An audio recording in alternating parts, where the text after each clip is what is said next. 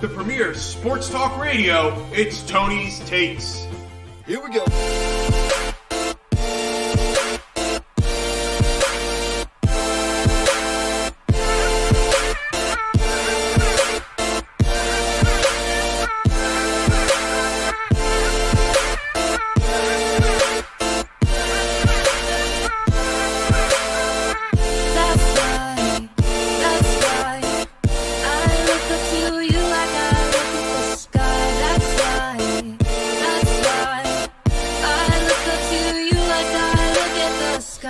Hey, welcome back to another great episode of Tony's Takes, live right here on YouTube with a ton of stuff to talk about on the greatest show in sports talk radio. And of course, I'm not alone in the studio. Sitting next to me is my co-host, Jimmy D. Jim Jam. Hello. Hey, Tony. Dude, I'm so excited for this special Wednesday edition.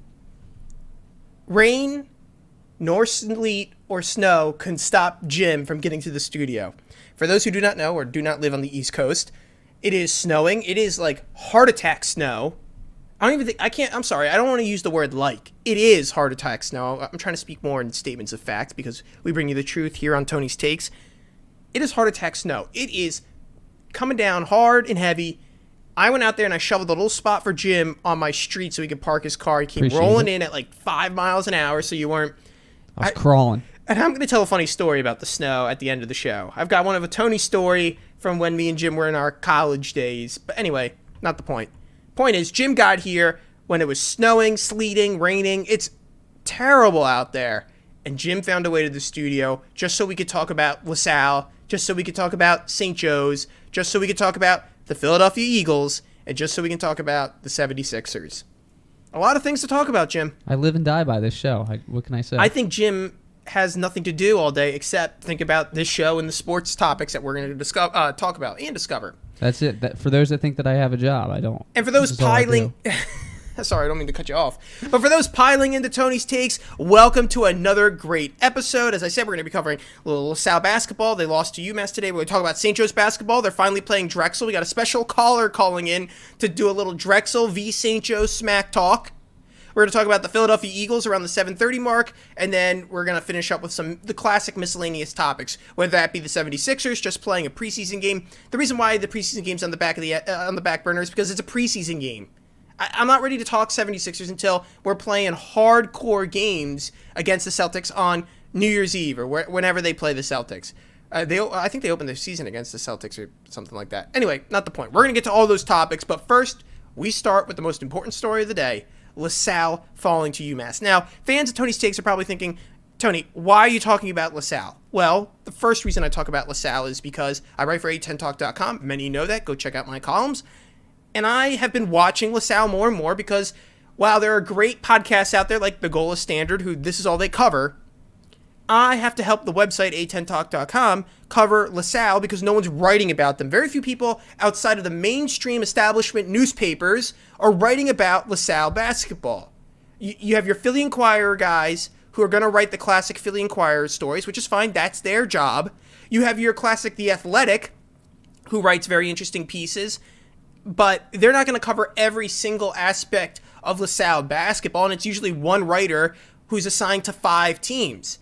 They don't assign one person to one team because there's just not as much content to write about. And so sometimes, especially as the season, as we see with college basketball, is picking up, there's a lot more to cover if you're covering all of Philadelphia college basketball.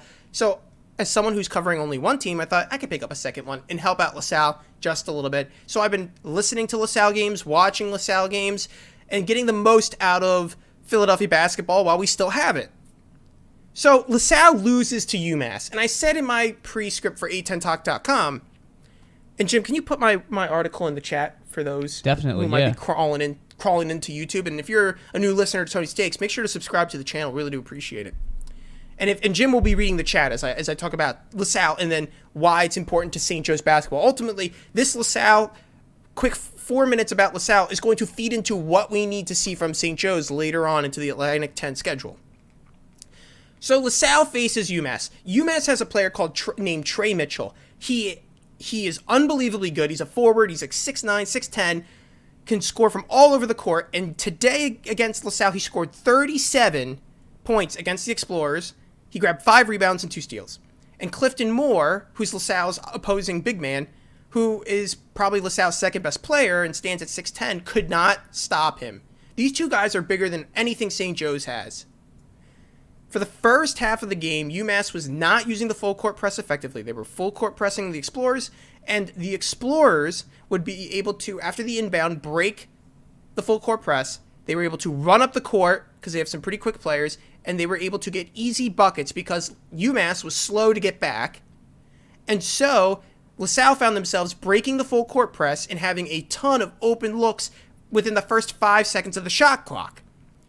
And guys like Gill and Beatty for LaSalle, and I know these names aren't that familiar with the listening group of Tony's Takes, are quick guys. They can hang with the fastest of the fast. They are just quick guys. They're able to break the press, and LaSalle was able to hold on with UMass for the first half of the game.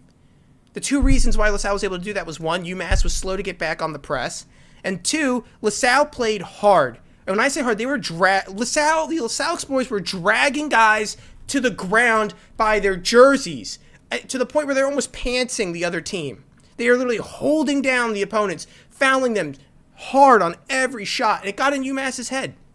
And in my prediction, I thought LaSalle was going to win. They were clearly a more gelled unit. They came out in the first half much more cohesively than UMass did. They clearly, after playing 5 games prior to this, have a little bit more, the word is synergy, I would use, and they look like a good team, and they were playing hard. Ashley Howard had them doing what was right, and they were playing hard and being physical with a team that has a really good physical center in Trey Mitchell, and that's UMass. The issue with LaSalle's strategy was it only works, being aggressive and fouling hard only works when you can be there at the end of the game, when you can be within 5 points at the end of the game and the other team is tired. They don't want to deal with you holding them and pushing them and shoving them and rebounding hard.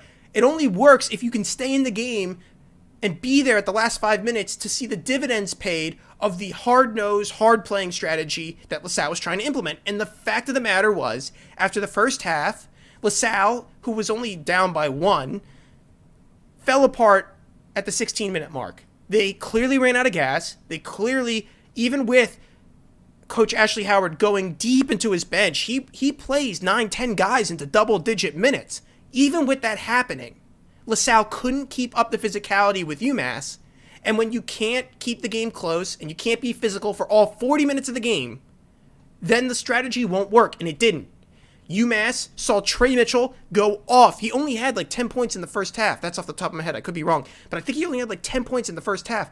He ended with 37. That means he scored 27 points in the second half of the game. They're only 20-minute halves.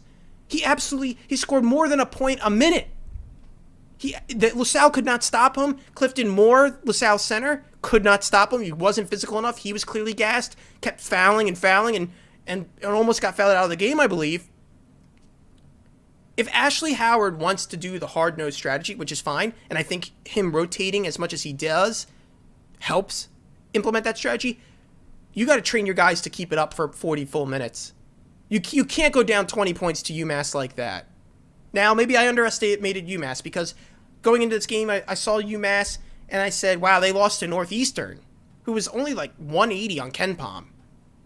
I thought UMass was dead in the water against LaSalle just because LaSalle played together longer. They go deep into their rotation and they play hard, as they did against Drexel. They blitzed Drexel on Saturday, and they blitzed UMass in the first half. Clearly, these guys have the ability to win games. The only question is, can they be physical in the second half? Because that's the key to Coach Ashley Howard sealing games. That's how LaSalle wins games. Be physical. Be that Philly tough basketball. Be the opposite of where the rest of college basketball is going. You look at St. Joe's across the street, and you go, they're shooting threes. They're shooting twos at efficient rates, but what they're really doing is blitzing the court really fast, and they're not physical. St. Joe's isn't a physical team, and this is where I bring LaSalle in and why I think it translates to St. Joe's. St. Joe's has no center. Taylor Funk is notoriously bad on defense. Now, we could say Taylor Funk is a better player than he was last year. Yes, he is a better player. He's clearly a little bit leaner, a little bit taller. I don't know how he got taller. He just looks like a different player. I don't know how to explain it. But Clifton Moore for LaSalle, he's big. And LaSalle's going to be physical. And Ryan Daly and Cameron Brown and Jack Forrest, they like to be Cameron Brown not so much, but Ryan Daly, he's a little bit, he's like a bowling ball in the lane. But he's not that big. He can be bounced around. We saw it against Kansas. He was being bounced around by a team that was bigger and more physical than he could be, because just physical size. I can't expect Ryan Daly to grow 5 inches before every game.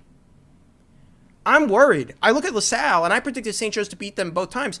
For the games I've watched from LaSalle, they're physical, they're big, and St. Joe's, who played Auburn, who's a bigger team, and who played Kansas as a bigger team, they struggled a little bit with size. The rebounding was evident that St. Joe's doesn't have the size, and the fouls. And I worry that LaSalle is going to exploit that weakness of St. Joe's. It's a real mismatch error. And same with UMass. UMass is a star as a center. I'm scared for when UMass comes to town because they're going to scorch our team because we don't have really a center to hold up Trey Mitchell. If Clifton Moore is going to be a problem for St. Joe's, who's from LaSalle, then UMass's Trey Mitchell is going to be a bigger problem for the Hawks. And the only thing I can see is St. Joe's doing what happened to us against Kansas. We play small and we force Kansas to play small. We make our buckets, we force Kansas to make our buckets. Our game against Drexel that's upcoming tomorrow, St. Joe's against Drexel, tomorrow 7:30, that's going to be a test.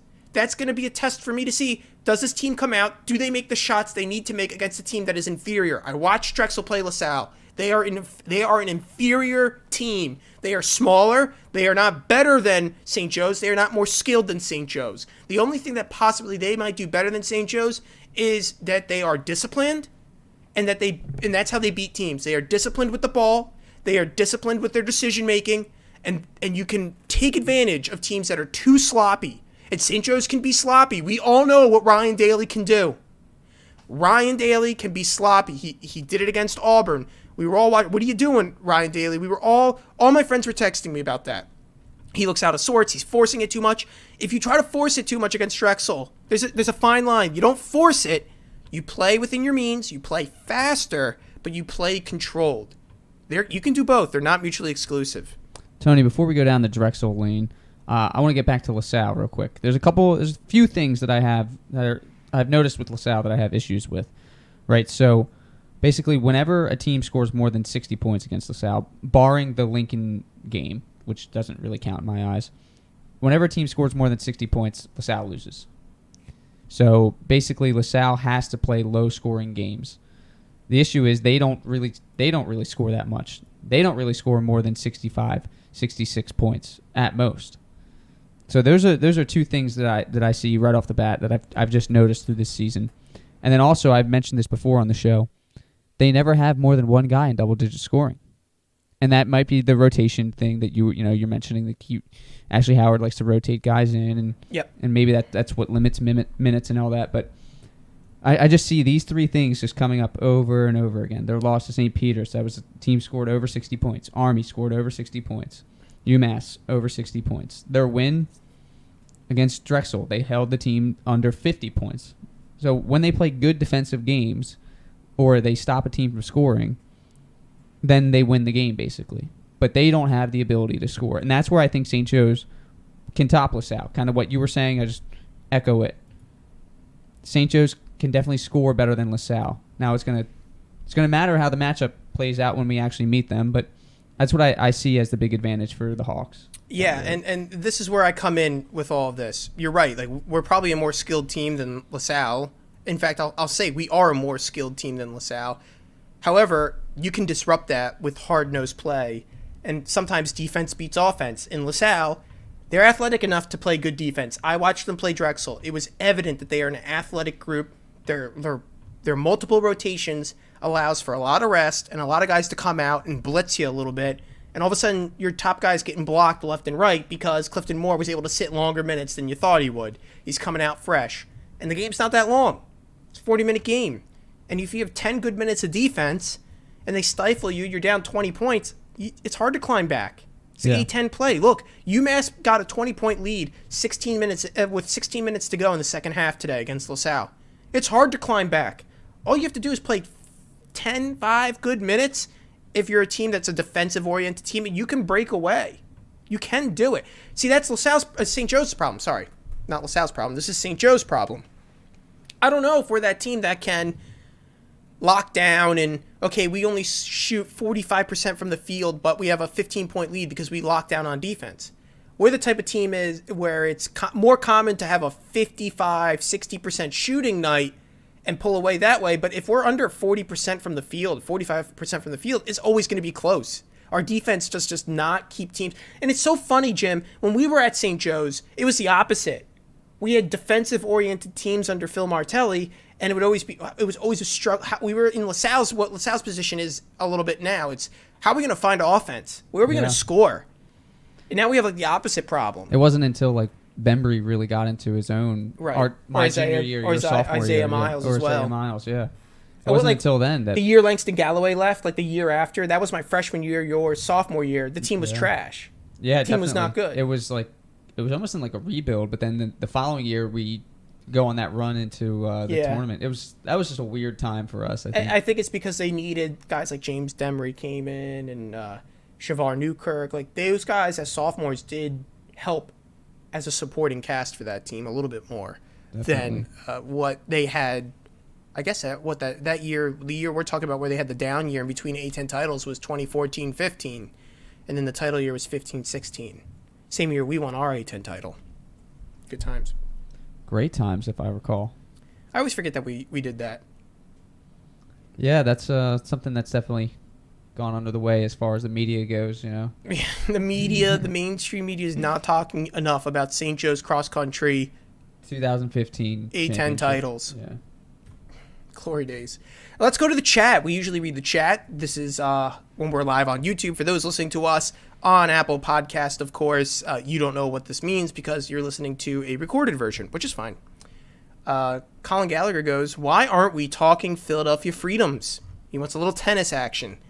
And Stephen Daniels, number one fan of the show, classic, EAGL, yes, Eagles. Yeah, Steve from Summerdale texted me, Jim.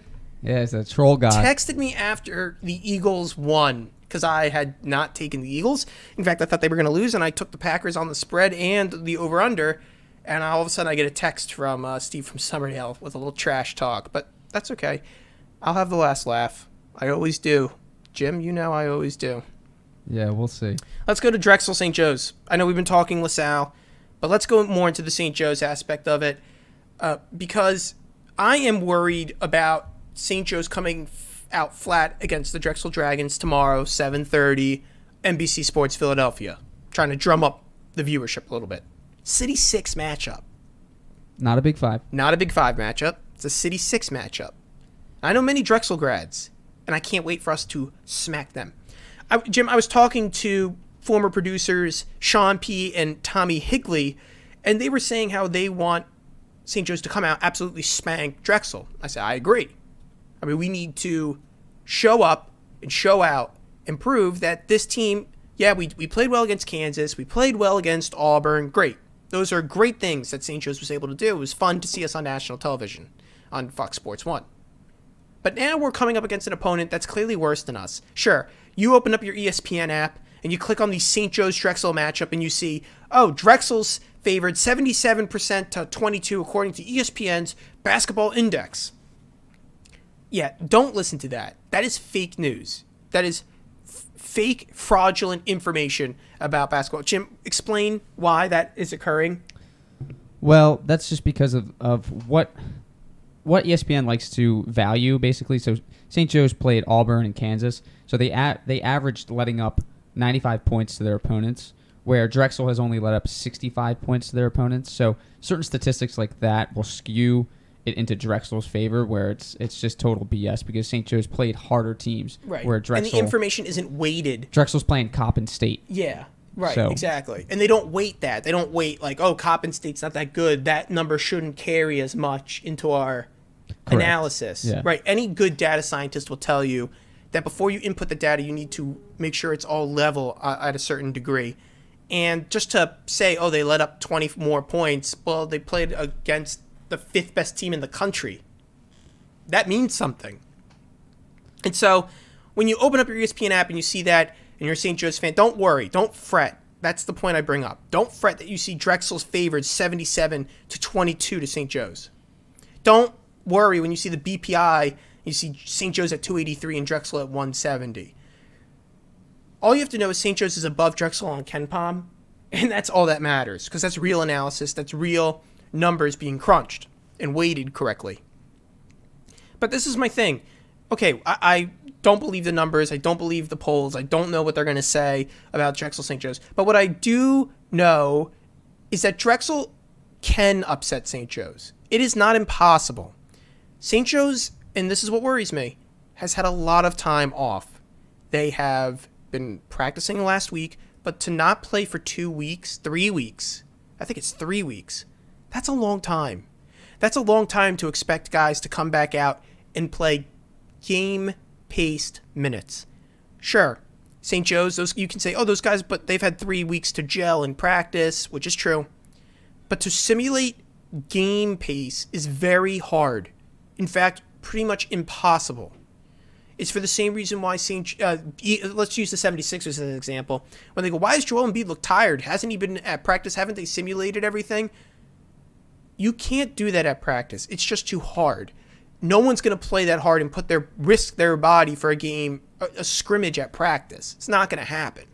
The environment's totally different too. When the lights Correct. come on and it gets the adrenaline pumping, it's totally different. Yep. And so I'm worried that St. Joe's is going to come out flat because of this. And this is another reason. They're going to come out flat, and as I said earlier tonight, Drexel, they play disciplined basketball. They are a good, cohesive unit. They understand each other's roles. I watch them play. They don't make a pass that shouldn't be made. They don't force a shot that shouldn't have been shot. They make good decisions because teams that are less athletic and smaller have to, because that's how they win. If you're not going to be able to out-athletic another team, if you're not going to be able to outplay another team, then you got to outsmart them. And Drexel can do that to you. I'm not going to deny the truth to fans of Tony's takes. That's what can happen. So if St. Joe's comes out flat, if they just think they're going to outrun this team, they're going to lose. St. Joe's has the smarts, has the athleticism to beat Drexel only if they take care of the ball, they make the right decisions. If you do those two things, Drexel can't keep up. If you don't give them opportunities to capitalize on easy points, they won't come close to you. Make the right passes, make the right decisions. Ryan Daly, play within yourself. You did it against Kansas much more than you did it against Auburn, but who knows if that can happen when they don't play for 3 weeks. If St. Joe's loses, and this is a promise to all the fans Tony's takes, me and Jim will sing a duet. I'm in there. Of the listener's choice. Listener's choice. So put it in the stream right now. If you want me and Jim to sing a song together, a duet, please submit in the chat on YouTube, because we will do it. Me and Jim will get here on a Saturday, record the song before we even play it. I'll auto-tune it. I'll get Lays to mix it, and we'll get it together. Top 3 songs are considered. You know it's legit if Lays is involved. If Lays is involved, it's legit. I can guarantee it. It's a real thing. See, Tony, my big thing is it's not the time of St. Joe's sitting. That doesn't bother me any. It's the mentality that they're probably going in thinking that they're already a better team than Drexel. Yeah, like, oh, we don't have to care about them. It's Drexel. We got, don't look towards Tennessee, St. Joe's. Every win matters for this team. Beating Drexel is more important than looking good against Tennessee. It's Philadelphia Eagle syndrome. It's what we do. We always play down to the competition and play up to the competition. I just feel like this is what's about to come in front of us tomorrow. So I guess in conclusion on this point for St. Joe's Drexel, St. Joe's needs to diversify their scoring. Score both inside and out. Take care of the ball when you're doing it and keep Drexel on their toes and prevent Drexel from locking down and forcing you into one type of scoring. The Dragons can beat St. Joe's if they protect the rim and only allow us to shoot threes. And a team like St. Joe's coming off a big break can't afford to shoot relentless threes and miss. This is how you get in your own head as a player. This is how you find yourself in a shooting rut and doubting yourself. If Drexel can sit, camp the lane, and force us to shoot threes and we come out cold, and now they start thinking, we haven't played in 3 weeks, we haven't done anything, and what are we going to do? What are we going to do when we're losing like that? That can't happen if you're St. Joe's. If you're St. Joe's, You need to come out. You need to diversify scoring. You need to shoot threes like you can. If you're open, you need to hit the lane and make your layups. Play within yourself. Play your quicker style of basketball, but don't make mistakes. Be diligent and use your athleticism and smartness to beat them. I know you could just say, Tony, you're just saying just play better. And as the goal of standard said, sometimes it's as simple as just don't let them score. And for St. Joe's, it's as simple as get the ball in the basket and do it efficiently. Because if you play out of your skill set, if you play frantically, that won't happen. Okay, we're going to go to a caller. We're going to Eviction Night. For those who listen to Tony's Takes, you know Eviction Night is always in the chat of Tony's Takes. He's calling in to talk a little Drexel. Eviction Night, what do you got to say about your Drexel Dragons? All right, so first thing, there's 3 people you need to look out for on Drexel's side. Okay. We got our biggest 3-point shooter in Mate Okros. He came out a little stale against LaSalle, and I mean, this guy is lights. If this guy's on, he's lights out. The second one is Cam Winter. He's probably by far our best ball handler. He controls the ball better than anyone on Drexel's court. And not that that's too crazy to do most of the time. But the third one, I'm sure Jimmy already knows who I'm going to say here. Sir James Butler. Sir James. He is a top-tier defender. He's a huge reason why Drexel is they're above average on the defensive side, and he's going to be a huge reason why Drexel gets all of the offensive rebounds in the entire game. So just to make sure the listeners aren't confused, when you say James Butler, you're intentionally not saying Jimmy Butler, because this is not the Jimmy Butler all of our friends at Tony's Takes know and love. This is some guy who plays for Drexel. This is a 6'8" white dude, yes. Yeah. Okay. I'm just going to say this about Drexel. You guys are smaller than St. Joe's. You are less athletic than St. Joe's. And you are not as nice of a school as St. Joe's. And so because That's of all false. these... That last statement was definitely false. Okay. And because of all these 3 factors, I believe St. Joe's is going to win. Now, Eviction Night, here's the thing. I was wrong about UMass v. LaSalle. And so you could see me and Jimmy, your brother, singing Dominic the Donkey next week before Christmas. And so I'm going to ask you, if we beat Drexel, what are you going to do for me? Ooh. Name your price. Name my price. Obviously, so St. Joe's going into it through the Vegas odds. Drexel, 1.5 point favorite or something like that. So Drexel's it's a 1.5 point favorite? Yeah, it's supposed to be. I mean, according to Vegas, it's Is it because of the home game? super close game. Is it because it's Drexel's home game? Yeah. You're also at. Oh, another point I wanted to make. You're at the DAC, and Drexel is so used to not having fans that St. Joe's isn't going to know what to do with themselves. They bask in the silence. It's just a normal day in the office for them. Yeah, of course. Isn't that where they have like those racquetball championships? It's squash, yeah. Squash. Sorry. Eviction Night is a common player of squash at the DAC. Yeah. I'm more of a racquetball fan. You have to be a little more athletic for racquetball. When you get a chance, look up a picture of the court that they set up on Drexel's basketball court during the squash tournament. It's like the main stage. It's actually like ridiculous.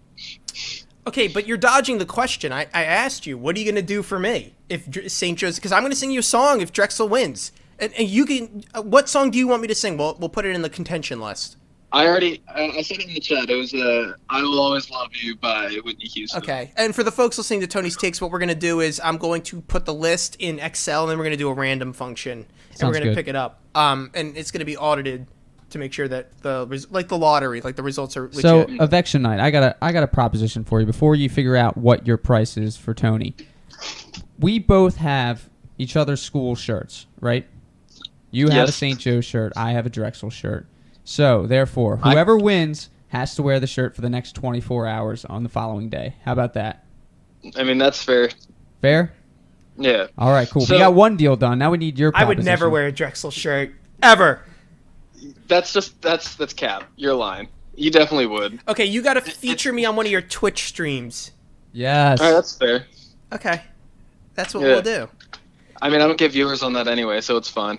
Okay, but we get to pick my game of choice because I play on PC. So. Okay. All right.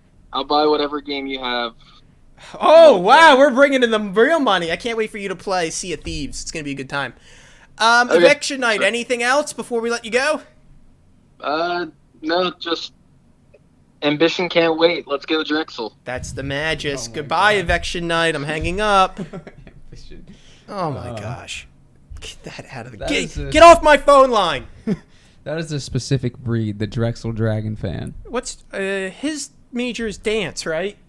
Yes. Interpretive dance. Interpretive dance theory, I think.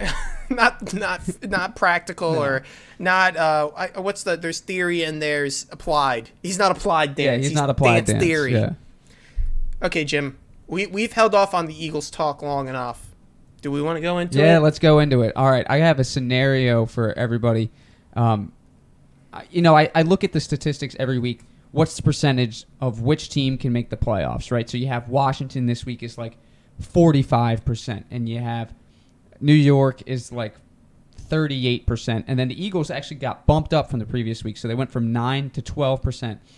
But this is simply just based on the number of possible outcomes for the Eagles to win out of all of the possible outcomes total. So it's not the most likely outcome, in my opinion. And in order for the Birds to win the division, they don't need to run the table. Everybody says, we got to run the table. No, we just need to win 2 out of 3, actually. So let me break it down by remaining schedule. Washington, they're 6-7. They have Seattle, Carolina, and Philadelphia left. Eagles, we're 4-8-1. We got Arizona, Dallas, and Washington. New York has Cleveland, Baltimore, and Cowboys. I'm not even going to consider the Cowboys in this conversation. They're 4-9. I don't see they're sliding. I know they won this past week. They're still sliding backwards. They have Andy Dalton. Let's relax. All right, so week 15, if Washington loses to Seattle, Philly beats Arizona. I know that sounds a little crazy, but we just beat the Saints, so maybe we can pull it off. New York loses to Cleveland. All possible things. This puts the Eagles in second place with 2 games to go, and we play Washington in week 17. So nothing matters at this point in week 16 if Philly matches Washington in that week. So if Washington beats Carolina, Philly has to beat Dallas. Or if they lose to Carolina, Philly can lose to Dallas. Doesn't matter. That just puts us in week 17, which is a win-to-get-in situation with New York basically playing Dallas for nothing. Now, I don't see New York running the table. That's the only thing that could ruin all of this is if New York beats Cleveland, Baltimore, and Dallas. That's not happening in my opinion. So it's not a 12% chance for the Eagles to make the playoffs. I really see it much higher than that. I'd probably put it at a 25% chance right now. But if they win this week against the Cardinals and Washington loses to Seattle, which is very likely, we're still in it. I know it's crazy. I know people might not want it to happen. They want us to lose so we can have a change. But I want the playoffs every year, and I think it's going to happen. Tony? I think you're crazy. And hold on, Jim. I think you see what I'm doing right now for the fans of. Oh, no. Oh, yeah. Here we go. Don't do that. Hold on. Paste duplicate.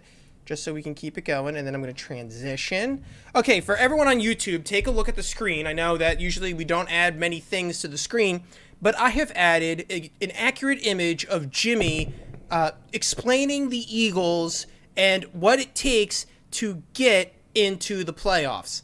It is your classic Always Sunny meme.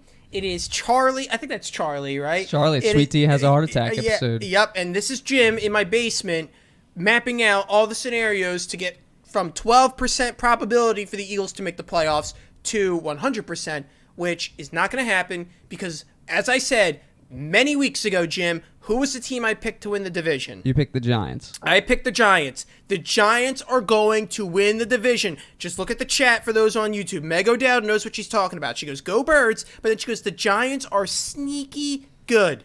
First off, Tony. And Pepe Sylvia is not going to help you. First off, I went to Carol in HR. There is no Carol. All right, anyway, let's get over that. Tony. The Giants have to win out, basically. Unless both us and Washington lose the next 2 weeks, which could happen, but they have to beat Cleveland, who are they're rolling through teams. Baltimore, who just put up 45 points against Cleveland. And then they have Wait, to wait, beat wait, the Cowboys. stop. You can't just go Baltimore, Cleveland. They just played each other. Yes, both teams just put up 45 and 42 points against each other. What's Cleveland? Are they 9-4? And Baltimore is back to scoring again because they finally got through all their COVID issues. There's no way the Giants can put up numbers against both those teams. I don't see it. I know the Giants' defense is good. I've said it all year, but there's no way. It's going to be Washington or Philadelphia. It's a 2-team race. Did the Giants beat the Seahawks? Yes. Okay, thank you. Okay, that's great. I rest my case. The Seahawks are an overrated team this year. So are the Browns. No, the Browns are actually starting to be Okay. legit. Come on, the Jarvis Landry production over the last few weeks has been incredible. I have him on my fantasy team. I know. Okay, Jim, can I pivot to this at least? Go ahead. What are they going to do with Wentz next year? Oh, God. Why do we have to have this conversation right now? Because that's what the fans want. Oh, man. There's nothing that we... All right, my opinion... You trade him. My opinion, no. We run Hurts out for 4 weeks, make him look real good, and then ship him somewhere else. Wow, that's the move? That's the move. I like it. You got to trade one of them. So I'll go with that method. If we're going to do trades, I'll go with that method. What's so appealing with this team, with this front office, to always have a quarterback controversy?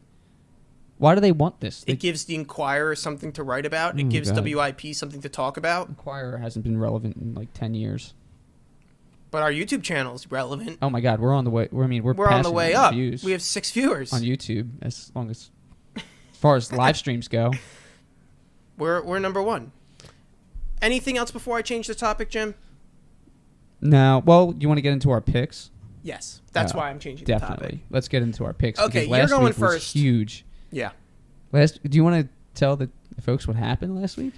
So last week, I had taken the Saints on the spread, and I'd take the over/under. I took the over. Okay. You took the under. And did I take the under? Yeah. Oh, I took the under. Okay. So the spread was like done. We knew the spread was done when the Eagles were up. You knew that the Saints weren't gonna win by 7.5. Like if they were gonna win the game, it was gonna be by 3. At one point, they had to outscore them by like 20-something points. Yeah, it was just not gonna happen. Yeah. Not without Drew Brees, at least. Taysom Hill. That roster is one where they need to be in the lead and hold the lead. That's what that roster is really good at. The minute they were down on the road, that was clearly like a hole in the armor. However, the under, they just kept scoring. Fellas, you don't need to score that much. Relax. The Eagles turning over that ball in the last 3 minutes of play for the Saints to score. Just like you didn't need to do that. No. And what's up with Jake Elliott? I think it's coming true. Is anyone going to ask about this guy? He's got to go. Does anyone who has access to the Philadelphia Eagles organization as a reporter going to ask, hey, why don't you kick the ball at all? Is it because of the fact your guy might be playing without, I don't know, like an extra rib or something? Like the guy can't make anything. He smacked the upright on what was from the traditional extra point distance. 15 yards. He's not the same. That is for sure. There's something wrong with him. I've been speculating all season that he has to be hurt or something. He is. They don't kick they were within 40 yards. They didn't kick it. They went for it and they scored a touchdown instead. That nice Ertz throw, I think it was to Alshon or whatever was the one. Yeah. Why aren't you kicking it? Yeah, sure, it looks good, but tell us why you don't trust your kicker. Is it because he's not good? Or is it because he's actually injured? I'd like to know, because if he's injured, why haven't you done anything about it? If he's not playing well, why haven't you done anything about it? What is this Eagles organization doing? We want to talk about quarterbacks all day. The kicker's the only other person who scores as much as a quarterback does. If he's not playing well, why aren't you scouring free agency? Jake Elliott is the 29th Get ranked that girl kicker. from Vanderbilt in here. 29th ranked kicker. Jake Elliott. At least she can hit a 15-yarder. I watched her do it the other day. Brutal. Okay, go to the picks. All right, the picks. So let's go to the spread. So we got the Eagles in Arizona. Eagles are plus 6.5, and Arizona's favored by 6.5 points, so minus 6.5. The total is 49.5 over under. This is brought to you by FanDuel statistics. We are not sponsored by FanDuel. We are not sponsored by them, but yeah. One day. I'll go first because I got You won. I went 2-0. Oh my god, so sweet. I'm gonna take I told you the Birds are gonna beat Arizona. I said that in my likely outcome. So 6.5 for the Eagles. Now the over/under is tricky here. I'm actually gonna take the under. I don't know. I don't like the 49.5. I'm gonna go under that. They are in Arizona. In Arizona. The Cardinals have like zero defense. I have their defense in fantasy. They've been pretty decent. Decent, but yeah. I mean, if Jalen Hurts can score on the Saints, and they look like they're running the ball well. I picked up Washington's defense this week, so because I'm not trusting. Yeah. Whenever the Eagles are How playing about that the team, I don't 82-yard trust run it. by Sanders? It's great. We're gonna start running the ball more. Boston Scott looked good. Yeah. So and Jalen Hurts ran the ball a lot. So I'm gonna go over. I'm gonna go the over. And then, I don't know, Jim. 49.5 is a lot. 25 and 25. That puts you over. I have a feeling it's gonna be like 31-15, and it's just gonna be painful. I don't know. 40. We'll go back to that. Don't take that over away from next to my name. Okay. I'll come back to that one. I'm gonna take. So 6.5. Usually a field goal is favorite. So Arizona's like the favorite because they're favored by more than a field goal. I'm going to take the Eagles on the spread because I agree with you. And then I'm going to take the over. I'm going to stick with the over. I think it's going to be a high-scoring game. The Cardinals play in good weather. They do score a lot. Like, even if the Eagles score 15 points, I can see the Cardinals, okay, the spread doesn't hit, but the Cardinals score 32. Yeah. Like, very possible with this team. That's where I was. Well, actually, if they score 32 and they only have 15, that doesn't get you over. But you know what I'm saying. The Eagles plus 6.5 was the easy decision for me. The over/under is. I think that this is really spot on. I think you're going to see a game where it's like 25-23, some oddball score or something like that, or 26, 26-21, something really bizarre. So yeah, I'm gonna agree with you. I think that's a tough decision. Woo. Okay. Well, let's lock it in. That's locked in. Jim, I'm perusing our topics for today. Oh, my power rankings. Of course. How could I forget about those? Okay, so my power rankings, I do this every week. Do some power rankings. Last week, I had the Chiefs number 1, the Packers number 2, I'm sorry, scratch that. I'm reading this week's rankings. Back, rewind. Last week, I had Chiefs at 1, Steelers at 2, Saints at 3, Packers at 4, Bills at 5. Now, as you can tell, the Steelers and the Saints, they both lost. So they fall down my rankings. So this is my rankings for this week, the week of 12/16/2020. Chiefs number 1, Packers number 2, Bills number 3, Steelers number 4, Saints number 5. Jim, when I put these rankings together, I always go like, let me just like Google I put my ranking together and then I Google CBS Sports and I go, how close am I to like what professional writers say? This week and last week, spot on. Spot on to what I researched. How do you do it, Tony? I'm just a genius. I'm a stable genius. To be honest, and I said this last week too, I think the top 5 in the NFL is pretty solid. Like, I think they're all double-digit winners, like 10 games or 12 games. Yep. You know, and then everybody else, you look at the Rams and the Seahawks and the Browns and the Ravens and the Browns, and you're like, that's like the next 4. They're a different tier, and the Colts, you know, and the Titans. Ooh, I don't know how I feel about the Titans this year. I think of those teams we just named, the Colts are the only one that I can. The Colts and the Seahawks are the odd men out of the top 5, where I can say, they actually do something in the playoffs. Right. Yeah. That's how I feel about they those seem two to come teams. alive in the playoffs. Right, like the Saints fall because the Seahawks beat them because of injuries or whatever, or the Bills can't beat the Colts because Phillip Rivers is more experienced and that Colts defense is really good and capable of holding back a quarterback like Josh Allen. That's very possible in my mind. But you're right, Jim. Like, I don't see the Browns as an off-season threat. I don't see the Ravens as a threat. No, I don't either. They don't really seem like they're playoff teams. But something's going to happen like the Titans did last year. There's going to be a team that we're not talking about in the AFC, whether it be the Browns, Colts, or Titans. because I don't think the Ravens are that team. But of those 3 teams, one of them is going to give us a good run of at least into the I would say the finals. I think either the Steelers or the Chiefs is going to lose in their first playoff game. I really do think so. The Steelers are going to the Super Bowl. I've said this since week 7, I believe. That I think that the Steelers are going to do it. Last week didn't worry you? No, it doesn't worry me. It's for some reason it's like whoever is leading the NFL from week 6 forward or something like that, they always just go to the Super Bowl. It's crazy. It was the same thing with the Eagles in 2017, and it happens every year. So, yeah, I think the Chiefs. There have been some issues with Patrick Mahomes this year. I know that they're still playing well, but he threw like 3 picks the other day. And they're not showing him that much on television. No. They're not on the Sunday 4 o'clock as much as you think they'd be. No. That game against Miami really, I think, showed a weakness in the Chiefs. So maybe they're bored. I don't know. Very possible. I just think it's really hard to repeat. So it is, especially in the NFL. You got Steven Daniels in the chat talking about Tampa Tom. Don't forget about him. Tampa Tom. Tampa's a nobody team. They're bad. I want to say this.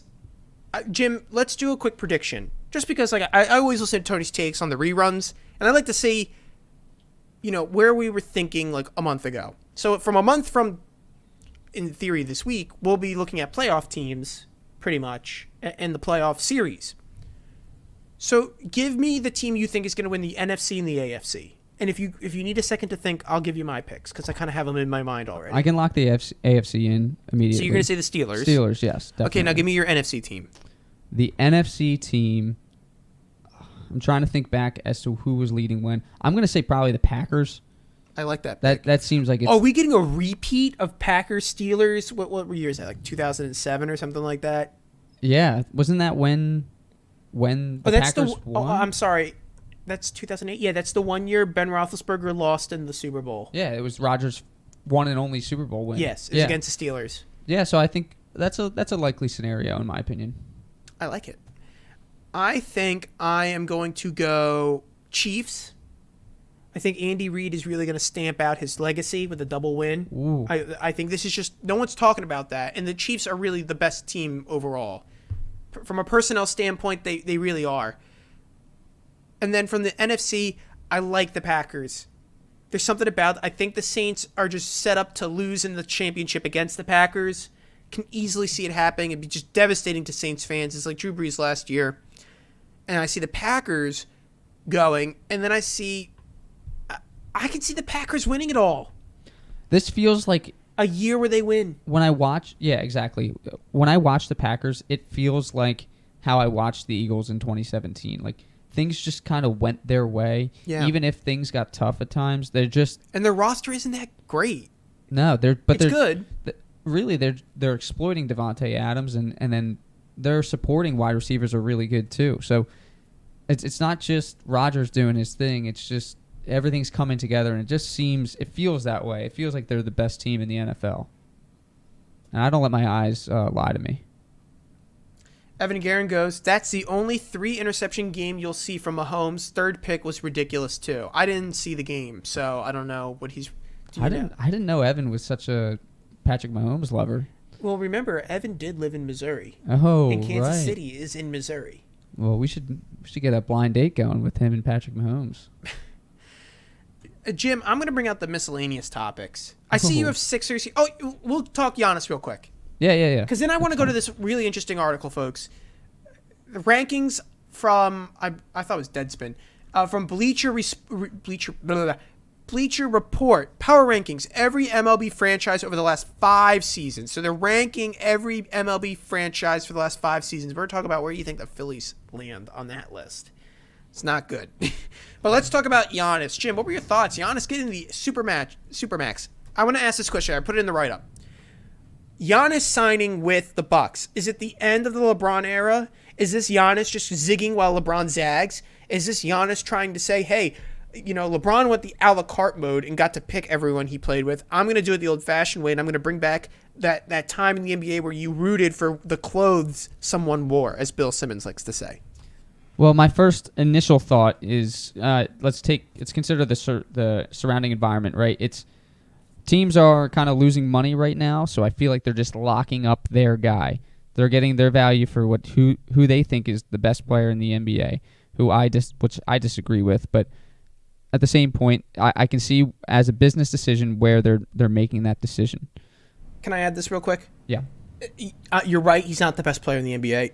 However, a team like Milwaukee who doesn't get free agents, it's like he is the best player in the NBA. Right. That's my next thought, is that I think that they're just locking something in that they really need. The Bucks want to become a franchise in every house, right? They want every kid to know who Giannis is. Yep. They want every kid to know that he plays for the Bucks. And I think that that's really the meaning behind this Supermax. That's really what I get from it. And you have to pay the money, right? Of course. There's no choice. Anything to have him stay. You've never name a famous free agent. The only famous player who's ever played for the Bucks, really, is Kareem Abdul-Jabbar, and he got traded after winning them a championship. He didn't stay. He said, "I won you a championship. Now trade me." Maybe Giannis does the same thing. I can see Giannis doing the same thing, but at least he brought that city a championship. I'll give him all the credit in the world if he does that. Definitely. It would be admirable. Did I say that correctly? I would admire it. Honestly, I wouldn't feel that bad for the 76ers. I mean, of course I want the 76ers to win. I'm a fan of the 76ers, Philadelphia 76ers. But I would feel good about just like I felt good when LeBron won a championship for Cleveland and beat the Warriors in such an exciting fashion. I felt good about it. I mean, that was the right thing. Everything aligned, and the right thing happened at the end of the day. Giannis wins. I'll be happy because it will say Giannis stayed with the team. He won with the team that he stayed with, and I give him all the credit. And the thing is, you'll never hear me harp on Giannis for never winning a championship if he doesn't. Because he picked the hard route, and he tried the hard thing, and he did what was right by the fans of Milwaukee, and he did something that was something to be loved and cherished. He stayed with the team that drafted him. He showed the fans that he cared about not only the money he earned, but them, the people who pay to see him. He understands, I am yours and you are mine. And that's important in sports. We're losing that. Millennials, whatever you want to call, Zoomers, they're losing that in sports. They think sports is about the money, the fame, and the player. When sports are about teamwork, representing your city, and having a little bit of tribalism in life, which is okay. Sports is a good outlet for that, and it teaches people to bond together, to be one with each other, and it's happening in fewer and fewer cities. Philadelphia is one of the folks who live in Philadelphia. Philadelphia is one of the only cities like that. Chicago, New York, Philadelphia, Boston. That's it. Those are the only, in Pittsburgh. I'm going to throw Pittsburgh in there. Those are the only cities where you find fans who watch every game of every sport in the team on the year. That's a fact. Yeah, that's what You go to Los Angeles, they don't do that. No, well, and I don't want Los Angeles culture creeping into every sport. Los Angeles is like they just put the game on behind them while they're eating dinner. Yeah, it's some gastro pub. Yeah, they can't take the time to actually invest into a game. Yeah, there's some pretty people. Thing. So, do you want to go to this Phillies thing? Yeah, let's go to this Phillies thing. Can I give you my guess? Yeah. So John Eviction Night gave a guess. He said, "So this for the fans listening to Tony's Takes." I'm about to pull up an article that ranks every franchise in Major League Baseball based on their performance over the last 5 years. So this is like a 5-year snippet of experience and what they've done, and it's power ranked. So if you've won 3 championships, you're probably down at number 1. In fact, Jim, do you want to guess number 1? You want to guess where the Phillies are on this list of 30, and then give me who do you think's number 1? Okay, so Phillies out of 30. I'm going to go with the Jim Thome, number 25. That's where I think the Phillies end up being. Okay. And then number 1, it's going to be the Dodgers. There's no way it's not. So I thought number 1 would be the Astros. Oh, okay. Because they've been to more championships, but they cheated. So that gets you off the list. Okay. So the last team on the list is the Detroit Tigers, which I think wouldn't really come as a surprise to many people. They also had the Kansas City Royals, but you realize that they didn't win a championship Well, they did win it in 2015, but for some reason they've been so bad ever since. It didn't really help them. So the Phillies are number 26 on the close. list. Oh, I should have went with... Which is appropriate. I thought they would be even lower. It makes sense. And I'll read the snippet, but I just want to... I don't even know who's number one either. Let me guess. Number one is the Red Sox. Number one is the Dodgers. That's kind of bad. They didn't win that many championships. Houston was number 2. Chicago number 3. Nationals number 4. Red Sox number 5. Cleveland 6. I think that Nationals is kind of high. Yankees 7. Tampa 8. Atlanta 9. And 10, the Oakland A's. So let me read what the Philadelphia 76... The Philadelphia Phillies, sorry. Well, the Marlins are ahead of you. That's a problem. Team's got to wake up. Go get... who's the guy from Tampa that's going up that they're going to trade? Snell. Oh, Blake Snell. Go get him. Go get him. Okay. This is what they wrote. By all rights, the Philadelphia Phillies should rank closer to the top half of the list. Following their run as an elite power between 2007 and 2011, the Phillies frankly took too long to shift into a rebuild, but they eventually got on the right track, constructing a farm system that ranked number 5 in the MLB by spring of 2018. The Phillies also started reaching out, into their deep pockets in late 2010, spending over $65 million into Bryce Harper, Zach Wheeler, Jake Arrieta, Carlos Santana, Andrew McCutchen, which isn't a good signing, and David Robertson. They also traded for JT Realmuto, which was a good one, and Gene Segura, another good one. I always thought. I like Gene Segura. Trouble is, the Phillies never really used their farm system to establish a homegrown core before they started signing checks. That was evident between 2018 and 2020, wherein rosters made up of disparate parts never quite clicked in the process of racking up a 189-195 record. So they went 189-195 for the last 5 years. That's not good. Ugh. That's disappointing. And they're right. Right? You and me talk about this all the time. They never clicked. We have like these silos of the team. Like the batting's really nice because we paid for it. Well, we never could figure out why we had all these batters, and some of them would be like so hot at certain times while the other ones are just so cold. And then when those guys got cold, then the other ones would get hot, and it just never clicked. Nothing ever synced up with those teams. Gabe Kapler or not, it just didn't work. John Daniels goes, McCutchen was a great signing. Unlucky he got hurt. John, I'm going to say this. Availability is the best ability. So I don't consider it a good signing if he wasn't available to play. But you just said that Gene Segura was, you really liked him, but really the ACL tear kind of came because Gene Segura didn't run out that ball. So there's all sorts of issues. Yeah. This is true. There's many issues on this team. He was breaking records before he got hurt. That's true. He was, I mean, the best one was Realmuto, I think. Yeah, but I think McCutchen, when you look for a veteran guy that can still give you production, that was the type of signing that was amazing. In that terms, because he is a little bit older than the rest of the team, but he was still hit. I mean, his first at bat as a Philly was a home run to center field. I remember I watched it, and of course Harper. I mean, everyone likes to crap on him, but he's done good production. I don't think there's any point where I complain about Harper. Every time he steps up to bat with someone on base, I go, he can score here. Yeah, and the same thing with this last season. A lot of people were like, "Oh my God, Harper didn't hit that many home runs."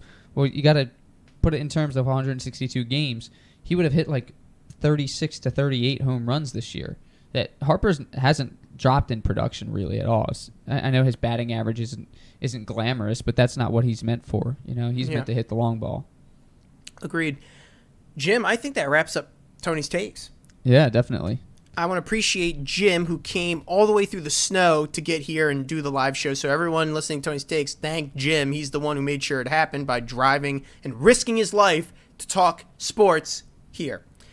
For those who have availability tomorrow, tune in to St. Joe's v. Drexel. It's going to be a good game. It's going to be exciting regardless of who wins or who loses. I still think it's going to be one worth watching. And if you're in the Philadelphia market, go on NBC Sports Philadelphia. That's where the game is going to be played. Well, that's it for me, I think. We got St. Joe's coming up. We recapped LaSalle. We talked Eagles. And next week, Jim, I think we might have to do another Wednesday show because next Thursday is Christmas Eve. I know. I guess we might have to move the show to Wednesday for the holidays. holidays. So for those listening to Tony's Takes, remember, next week is going to be a Wednesday show. And if you're listening to us on YouTube, make sure to subscribe and hit the notification bell. That way you get notified every time we go live, and that way you'll know when we are doing it. And for this case, we're doing it next Wednesday, 7 o'clock, so make sure you're here. Also, if you missed parts of the episode today, don't worry. The show is on Apple Podcast or Apple iTunes. Just search Tony's Takes. You'll see the great logo you see up here, and just hit play, and you'll hear the great episode. Please leave a 5-star review on Apple Podcast if you're there. If you write a review, we read it on the show. Always we read it on the show.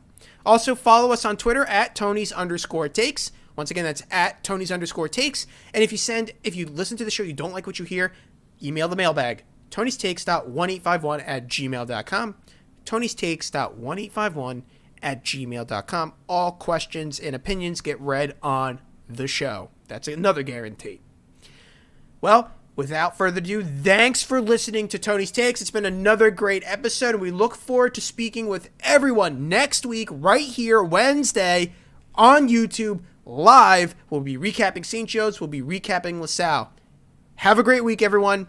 Go Eagles. The premier sports talk radio, it's Tony's Takes. Here we go.